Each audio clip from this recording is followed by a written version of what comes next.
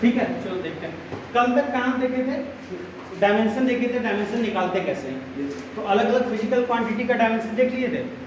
अभी डायमेंशन निकालना सीख लिए थे, अब देखते हैं डायमेंशन क्यों निकालते हैं, उसका क्या काम है, क्या फायदा है।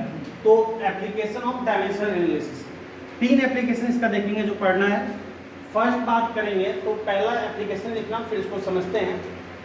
Application of dimensional analysis, dimension निकालने का क्या फायदा है, क्या काम है, तो हेडिंग डालना। फर्स्ट लिखना, to convert a physical quantity, to convert a physical quantity from one system of unit, to convert a physical quantity from one system of unit to another, to convert a physical quantity from one system of unit to another, एक से दूसरे में convert करना, जैसे SI से CGS में या ऐसा कुछ। तो पहले सिंपल फंडामेंटल क्वांटिटी के लिए पता था ना हमें, जैसे 1 मीटर क्या बोलते थे, 100 सेंटीमीटर, कन्वर्ट कर रहे हैं 1 केजी कितना ग्राम, 1000 ग्राम। तो ये क्या है, ये फंडामेंटल क्वांटिटी का कन्वर्जन है, ये फंडामेंटल क्वांटिटी का कन्वर्जन है। अब अगर मुझे डिराइव क्वांटिटी का कन्वर्जन करना पड़े, जैसे कि मान लो मैं फोर्स को बोलूँ कि फोर्स है एसआई में कुछ होता है, मान लो 5 न्यूटन, इसको कन्वर्ट करो दूसरे यूनिट में, सीजीएस में कन्वर्ट करो। तो सीजीएस में फोर्स की यूनिट जो होती है, एसआई में होता है न्यूटन, सीजीएस में होती है यूनिट को बोलते हैं टाइम। तो 1 न्यूटन कितने टाइम के इक्वल है, या 5 न्यूटन कितने टाइम के इक्वल होगा, हमको पता करना है। तो जैसे यहाँ पे क्या था कि एक सिंगल क्वांटिटी थी, फंडामेंटल क्वांटिटी थी, किसी और पे डिपेंड नहीं कर रही है, तो हमने केवल मीटर को कन्वर्ट कर लिया, केजी को कन्वर्ट कर लिया। लेकिन जब डिराइव्ड क्वांटिटी की बात करते हैं तो वो एक से ज़्यादा क्वांटिटी पे डिपेंड करती है। तो एक से ज़्यादा क्वांटिटी पे डिपेंड करती है, तो जिन पे डिपेंड करती है उन सबको कन्वर्ट करना पड़ेगा। कहने का मतलब क्या है, जैसे फोर्स का डायमेंशन क्या बोलते हैं, क्या डायमेंशन निकाला था कल बताओ, फोर्स का mlt -2। फोर्स का डायमेंशन था mlt -2। mlt -2 का मतलब क्या है कि m मास है, मास पे डिपेंडेंसी क्या है, 1 पावर 1 है, l पे पावर क्या है 1, t पे पावर क्या है -2। तो फोर्स मास पे, लेंथ पे और टाइम पे इस तरह से डिपेंड कर रहा है। अगर मुझे फोर्स को कन्वर्ट करना है एक यूनिट से दूसरे यूनिट, तो मुझे मास को भी कन्वर्ट करना पड़ेगा, लेंथ को भी करना पड़ेगा और टाइम को। ऐसे टाइम सेकंड ही होता है, लेकिन सब कन्वर्ट होगा तब ये कन्वर्ट होगा। तो अब हम यही काम करने जा रहे हैं, ठीक है। तो देखते हैं, समझते हैं क्या। याद करो मैंने फिजिकल क्वांटिटी बताया था पहले, फिजिकल क्वांटिटी को कैसे लिखते हैं, Q = Q से फिजिकल क्वांटिटी को लिखते हैं। हमने बताया था फिजिकल क्वांटिटी का फॉर्मूला क्या होता है, NU, numerical value into unit. पता है बात, न्यूमेरिकल वैल्यू इनटू यूनिट। अब एक बात ध्यान समझना, ध्यान से, मैंने पहले बताया था कि अगर मैं किसी सेम क्वांटिटी को अदर यूनिट में कन्वर्ट कर दूं, वैल्यू वाइज तो उतना ही रहेगा ना। जैसे 1 मीटर और 100 सेंटीमीटर कौन बड़ा है, 1 मीटर और 100 सेंटीमीटर सेम है, दोनों बराबर। कुछ 1 केजी 1000 ग्राम कौन बराबर है, दोनों बराबर है ना। तो दोनों बराबर है, यानी अगर मैं यूनिट कन्वर्ट करूंगा, क्वांटिटी उतनी ही है, तो वैल्यू बराबर होगी। यानी NU का प्रोडक्ट क्या होगा, कांस्टेंट होगा, यानी N1U1 = N2U2, पहले बताया। अब एक बात समझना जरा ध्यान से, मैं U1 यूनिट लिखा हूं, पहली यूनिट, बेसिक 3 को ही लेके चलते हैं, M, L और T को। बेसिक लेके चलते हैं M, L और T को। तो U = लिखा यूनिट M, L, T। हमको पता नहीं M पे कैसे डिपेंड कर रहा है, पावर क्या है, L पे पावर क्या है, T पे पावर क्या है, अलग अलग के लिए अलग अलग होता है। फोर्स लिखा तो M पे पावर 1 है, L पे पावर 1 है, T पे पावर -2 है। कुछ और लिखेंगे, वर्क लिखेंगे तो बताया था M पे पावर 2, L पे पावर 2, T पे पावर -2, ऐसा था वर्क के लिए। सब हमें हाँ मिला रहे हो, गलत सही सब, जल्दी बताओ। वर्क के लिए बताया था क्या, ml2T⁻², ऐसे हमें नहीं मिलाना है। वर्क के लिए ml2T पे पावर -2, यानी M पे पावर क्या था 1, L पे पावर क्या था 2, T पे पावर -2। इस तरह से अलग अलग क्वांटिटी के लिए M और T पे डिपेंडेंसी अलग अलग है ना, पावर अलग अलग है। तो मुझे पता नहीं पर्टिकुलर क्वांटिटी के लिए क्या है, मैंने बोला m पे पावर a, l पे पावर b, t पे पावर c। ठीक, अब दूसरी यूनिट में कन्वर्ट करेंगे, जरा समझना। U2 को हमने इसको लिख लिया 1 है तो m1 l1 t1। U2 जो है इसको लिख लिया मास की वैल्यू m2 है, दूसरे यूनिट में l का l2 है, t का t2 है। क्वांटिटी तो सेम ही है ना, फिजिकल क्वांटिटी, तो जो पावर होगा वो तो सेम होगा a b। बात आ रही है समझ में? अब मुझे क्या फाइंड करना है, मुझे फाइंड करना है अगर एक यूनिट में न्यूमेरिकल वैल्यू कुछ है तो दूसरे यूनिट में न्यूमेरिकल वैल्यू क्या होगी। जैसे एक यूनिट में न्यूमेरिकल वैल्यू 5 है, न्यूटन को डाइन में कन्वर्ट कर दिया, यूनिट कन्वर्ट हो गया, न्यूमेरिकल वैल्यू क्या कन्वर्ट होगा, 5 क्या बदल जाएगा डाइन में। तो हमको क्या निकालना है, n2 निकालना है। ठीक है, अब जरा समझो यहाँ पे एक काम करते हैं, इसको नाम दे देते हैं इक्वेशन 1। तो हम बोल सकते हैं फ्रॉम इक्वेशन 1, जरा समझना, n1 u1 equal to n2 u2 है, तो n1 u1 की जगह क्या लिखेंगे, m1 to the power a, l1 to the power b, t1 to the power हमने कुछ माना c, इक्वल टू इधर क्या लिखेंगे, n2 m2 to the power a, l2 to the power b और t2 to the power c। Clear है यहाँ तक? Yes sir. अब एक काम करते हैं, मुझे चूंकि n2 निकालना है तो मैं क्या कर रहा हूँ, जो ध्यान समझो, n2 इक्वल टू n1, इधर आ जाएगा m1, m2 क्या होगा, नीचे आ जाएगा, तो क्या हो जाएगा m1 by m2, m1 by m2 इधर आएगा ये नीचे, और पावर क्या है a, मैं ऐसे लिख सकता हूँ पूरे पे पावर है, m1 बाय m2 होल पे पावर है। बात समझ में आ रही है? इसी तरह से L2 को इधर लेके आएंगे, क्या होगा L1 बाय L2, पूरे पे पावर क्या लिखेंगे B, और T1 बाय T2 और C, पूरे पे पावर क्या लिखेंगे C। तो एक फॉर्मूला से बन के आया। ये फॉर्मूला याद तो रखना ही है, साथ में इसका अप्लाई कैसे किए हैं, कैसे लाए हैं फॉर्मूला, वो भी जानना जरूरी है, और अदरवाइज याद तो होना ही चाहिए। इसलिए क्वेश्चन करेंगे, आगे देखेंगे। तो ये समझ में आया? ठीक है, कोई दुख तकलीफ यहाँ तक नहीं? ठीक है, इसको नोट करो, फिर आगे बढ़ेंगे। ठीक है, चलो देखो, अब ये जो पढ़ा पहला एप्लीकेशन, इसका एग्जांपल देखते हैं, जरा ध्यान से समझना। लिखना नहीं, पहले समझ लेना, उसके बाद नोट डाउन करना। जब तक समझ ना आए लिखना नहीं। मान लो फोर्स का यूनिट क्या होता है, न्यूटन। तो मान लो हमको कन्वर्ट करना है 1 न्यूटन को SI यूनिट में, फोर्स को न्यूटन लिखते हैं, CGS में लिखते हैं डाइन। ठीक है ना, CGS में लिखते हैं डाइन। तो 1 न्यूटन कितने डाइन के इक्वल होता है, तो 1 न्यूटन कितने डाइन के इक्वल होता है पता करना है। अब जरा ध्यान से देखना है, फॉर्मूला से ये बना n2 इक्वल टू n1। अब इस फॉर्मूले को लेके चल रहे हैं, जरा समझना। 1 न्यूटन, यहाँ पे n1 क्या है, n1 क्या दिख रहा है, n1 1 है सर, और n2 हमको पता करना है। n1 1 गिवन है, n2 हमको पता करना है। तो फॉर्मूले पे रख रहे हैं, जरा ध्यान से समझना। n2 इक्वल टू n1, वही फॉर्मूला यूज कर रहे हैं। तो फॉर्मूला n1 की जगह लिखा 1, m1 by m2 to the power a। m1 एक यूनिट में है, m2 दूसरे यूनिट में है। देखेंगे m1 by m2 to the power a, समझना। अब m1 और m2 का पावर a, मतलब m की पावर देखनी है। ये यूनिट किसकी है, फोर्स की। अब जरा देखो, फोर्स का डायमेंशन हम क्या लिखते हैं, फोर्स हाँ उसी से आता है mlt टू द पावर -2। यहाँ m का पावर कितना दिख रहा है, 1। m की पावर कितनी दिख रही है, 1। तो a की जगह पे क्या लिखेंगे, m का पावर, m का पावर ही a लिखा ना यहाँ पे, तो उसके जगह पे क्या लिखेंगे 1, a की जगह पे 1।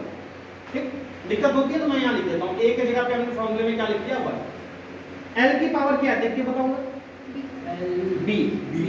यहाँ पे क्या है, इसके डायमेंशन में b की जगह 1, तो b इक्वल टू 1। और फिर क्या है c, कितना है पावर यहाँ देख के बताओ, -2। ये समझ में आया? ठीक, L1 बाय L2, अगला to the power b, b कितना लिखेंगे बताओ, 1। T1 by T2 to the power -2 C, यानी C कितना है माइनस। -2। पहले बताओ ये समझ में आया? Yes sir. अब बेसिक में मैं कन्वर्ट कर रहा हूँ, जरा समझो। दो यूनिट है, एक SI है, एक CGS है। एक टेबल बना रहा हूँ सिंपल सा, समझो SI और एक CGS। ठीक, SI और CGS में मास के लिए यहाँ पे क्या लिखते हैं? यहाँ M1 यूज किया एक यूनिट में, मास के लिए M1 यूज किया। M1 क्या है? Basic standard 1 kg। और दूसरे यूनिट में क्या यूज किया? M2। इसमें बेसिक क्या लिखते हैं? 1 ग्राम। यहाँ पे लेंथ को जो हम लिखते हैं बेसिक SI में क्या लिखते हैं? Metre, 1 metre. और CGS में लेंथ को क्या लिखते हैं? Centimetre, 1 centimetre. ठीक, टाइम को यहाँ पे क्या लिखते हैं? सेकंड में, 1 सेकंड। और इसको भी क्या लिखते हैं? टाइम को सेकंड में लिखते हैं, 1 सेकंड। अब हमको दोनों यूनिट को डिवाइड करना है ना, M1 M2 को, L1 L2 को, T1 T2 को। एक बात बताओ, डिवाइड करने के लिए दोनों का यूनिट सेम होगा तभी डिवाइड करेंगे ना। हम ऐसे कैंसिल करा सकते हैं खतरनाक सा? क्या 5 kg बाय 2 ग्राम? बोलो खतरनाक सा कर सकते हैं? kg से ग्राम गया 2.5। ऐसा खतरनाक विचार तो मन में नहीं आ रहा है। तो अगर मैं कैंसिल कराऊंगा तो दोनों का क्या होना चाहिए? एक ही होना चाहिए ना यूनिट। या तो दोनों को kg में कन्वर्ट कर दो या दोनों को ग्राम में कन्वर्ट कर दो, तभी कैंसिल कर सकते हैं ना। तो या तो दोनों को kg में कर दो या दोनों को ग्राम, मतलब दोनों को एक ही यूनिट में कन्वर्ट कर दो। अब मास का kg है, इधर अगर ग्राम में बदलते हैं 1 kg कितने ग्राम के इक्वल होता है? 1000 ग्राम। और 1000 ग्राम तो क्या ये लिख सकते हैं? बताना 10 टू द पावर। फिर मीटर और इधर सेंटीमीटर, एक यूनिट में बदल रहा है। 1 मीटर कितने सेंटीमीटर के इक्वल होता है? 100। तो क्या लिखेंगे? 10 to the power 2 सेंटीमीटर। और दोनों सेकंड में यहाँ कन्वर्ट करने की जरूरत नहीं है। अब देखो समझो जरा, यानी M2 मैं लिख रहा हूँ, क्या लिखूंगा? 1 M1 by M2। M1 कितना है? 10 to the power 3 ग्राम। और M2 क्या है? 1 ग्राम। तो 10 to the power 3 by 1, 10 to the power 3 by 1 to the power क्या होगा? 1। L1 by L2 to the power 1 है। L1 क्या है? 10 to the power 2 और L2 क्या है? 1। तो L1 क्या है? 10 to the power 2 और L2 क्या है? 1। पावर क्या हो गया? 1। और टाइम में तो दोनों 1 1 है, तो ये भी 1 ये भी 1, पावर -2। पहले बोलो ये स्टेप समझ में आया? पक्का क्लियर? कोई दुख तकलीफ नहीं। अब मुझे बताओ आंसर क्या आएगा?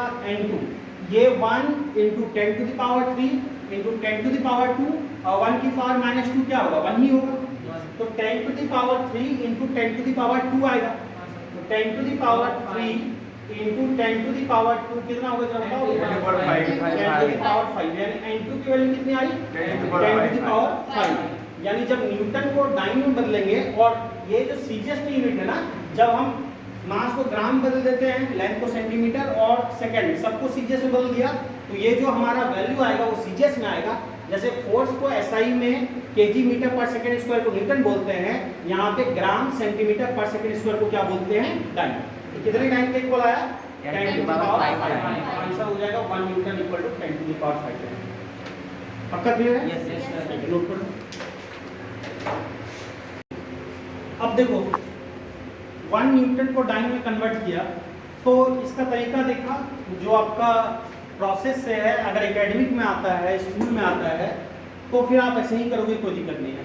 लेकिन कंप्लीशन में या इसकी जरूरत पड़ती है शॉर्ट में, तो इतना लेंथी करने की जरूरत नहीं है। आसान सा तरीका, जरा ध्यान से देखो। क्वेश्चन क्या था कि 1 न्यूटन को डाइन में कन्वर्ट करना था ना। 1 न्यूटन इक्वल टू कितना डाइन, यही था। अब जरा ध्यान से समझना, न्यूटन किसकी यूनिट थी? फोर्स। सिंपल सा F इक्वल टू क्या लिखेंगे? ma। तो मास का क्या लिखते हैं? kg। एक्सेलरेशन का क्या लिखते हैं? मीटर पर सेकंड स्क्वायर। ठीक, इस पूरे को 1 kg मीटर पर सेकंड स्क्वायर को क्या बोलते हैं? 1 मीटर। 1 kg मीटर पर सेकंड स्क्वायर को, ये भी 1 रहेगा, ये भी 1 रहेगा, ये भी 1 रहेगा, तो क्या बोलते हैं? 1 मीटर। अब मुझे डाइन में कन्वर्ट करना है, मतलब इसको CGS में कन्वर्ट करना है। CGS में कन्वर्ट करने का मतलब क्या है कि हर एक यूनिट को पकड़ के CGS में कन्वर्ट करो। जैसे सिंगल में आप फंडामेंटल क्वांटिटी करते थे ना के लिए कि लेंथ को मीटर से सेंटीमीटर में बदला, मास को केजी से ग्राम में बदला, उसी तरह से मैं इंडिविजुअल को सीजीएस में बदल रहा हूँ, जरा ध्यान दो। 1 kg कितने ग्राम के इक्वल होता है? 1000। मैं लिख सकता हूँ 1 kg की जगह पे 10 to the power 3 का। 1 मीटर कितने सेंटीमीटर के इक्वल होता है? 100। लिख सकता हूँ 10 to the power 2 सेंटीमीटर। और सेकंड क्या रहता है? सेकंड ही रहता है 1 ही, सेकंड का स्क्वायर। अब जरा मुझे बताओ 10 to the power 3 और 2 क्या होगा? 10 to the power 5। ये आ गया 10 to the power 5 gram centimetre पर सेकंड स्क्वायर। मतलब जितनी क्वांटिटी थी फंडामेंटल पकड़ करके एक को सीजी से बदल दिया। और इसी को क्या बोलते हैं? जैसे 1 kg मीटर पर सेकंड स्क्वायर को एसआई में न्यूटन बोलते हैं, 1 ग्राम सेंटीमीटर पर सेकंड स्क्वायर को क्या बोलते हैं? डाइन। तो इसको बोलते हैं डाइन। तो इसके जगह पे क्या लिख लिया? डाइन। तो 1 न्यूटन कितने डाइन टेक करोगे? आराम से कर सकते हैं, ठीक है। लेकिन अगर स्कूल के एकेडमिक में आए तो एक्सपेक्ट किया जाता है कि आप ऐसे सॉल्व करो मेथड से पूरे जाके। ये भी मेथड, ये कोई ऐसा अलग नहीं है। और कंपटीशन में या जनरल यूज करना है आप फट से निकाल के दे सकते हो। क्लियर है? नोट करो, फिर अगला क्वेश्चन है। अब देखो यहाँ तक कहानी समझ में आई। अब 2 क्वेश्चन मैं दे रहा हूँ जिसमें एक क्लास में करके जाना है आपको और एक होमवर्क। दोनों आसान है, जरा जल्दी से मुझे बता दोगे। एक मैं दे रहा हूँ कन्वर्ट 1 जूल इनटू अर्थ, यानी 1 जूल कितने अर्थ के बराबर होता है? या 1 ही क्यों करूँ, इसको मैं कुछ भी लिख दूँ। इसको मान लो लिख दिया मैंने 5 जूल। 5 जूल कितने अर्थ के बराबर है? तो 5 से लेना देना विशेष नहीं है, 5 आपका न्यूमेरिकल वैल्यू हो गया। अच्छा, जूल किसकी यूनिट होती है? एनर्जी, वर्क या एनर्जी जिसका बोलो। ऐसा यूनिट क्या है? जूल। और सीजीएस यूनिट क्या होती है? अर्थ। तो इसके 2 तरीके कन्वर्ट करने के हो सकते हैं। एक तो पूरा मेथड से ऐसे जैसे हमने फोर्स को कन्वर्ट किया, और दूसरा जैसे डायरेक्ट मैंने बताया था यूनिट लिख के एक एक यूनिट को पकड़ के कन्वर्ट कर लो। इसका आंसर आप लोग बताओगे मुझे दोनों तरीके से कन्वर्ट करके। दोनों तरीके से कन्वर्ट करके बताओगे। एक बात कैसे बताओगे कि इस मेथड से पूरा जाके, और एक बार डायरेक्ट करके। ठीक, तो ये आपका अभी क्लास वर्क है, मुझे करके दिखाओगे। और एक क्वेश्चन होमवर्क लिखो। लिखना value of universal gravitational constant. Value of universal gravitational constant, G की वैल्यू कितनी होती है?